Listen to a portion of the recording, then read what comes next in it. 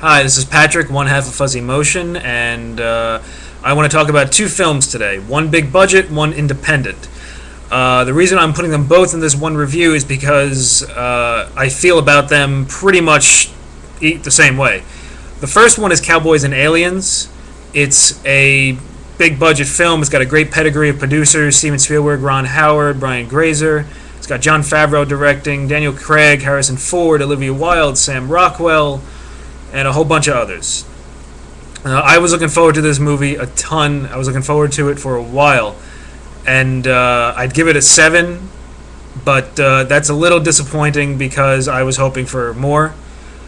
My problems with it were, as a Western, I'm sure you've heard this in some reviews, but they're right. As a Western, it's mediocre. As a sci-fi movie, it's mediocre. And somehow they got a decent movie out of it. The action scenes are well done. The special effects are really good. Daniel Craig and Harrison Ford are really good. But a lot of other stuff, like some of the other actors, are kind of just underused. Especially Paul Dano, who's awesome early on in the movie, and then just kind of disappears for a while. Olivia Wilde was so gorgeous that every single time she came on screen, the only thing I thought of was Olivia Wilde is gorgeous.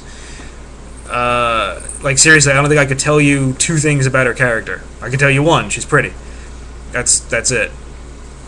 Jon Favreau's direction actually was a little bit disappointing. It felt a little flat at times. I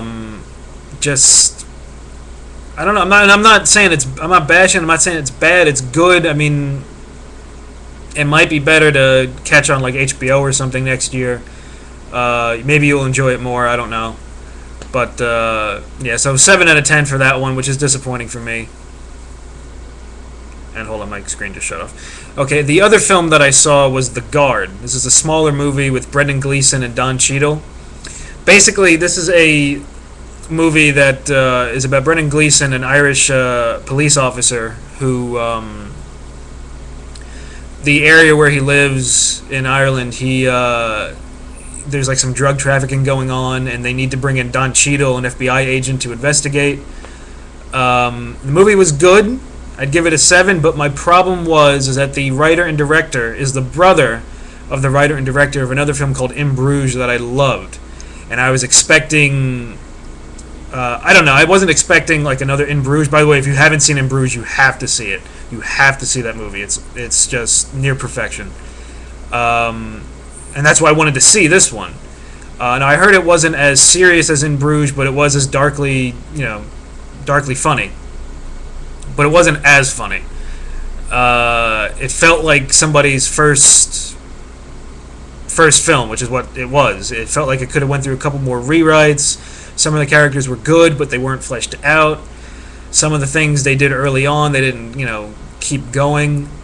There was one serious aspect with Brendan Gleeson's mother in the movie, who's played by Fiona Flanagan, who was Faraday's mother from Lost, if anyone knows. Also, two of the villains in the movie, Mark Strong is one of them, and was good, but underused, and Liam Cunningham, who made me happy to see because he's going to be on Game of Thrones next year.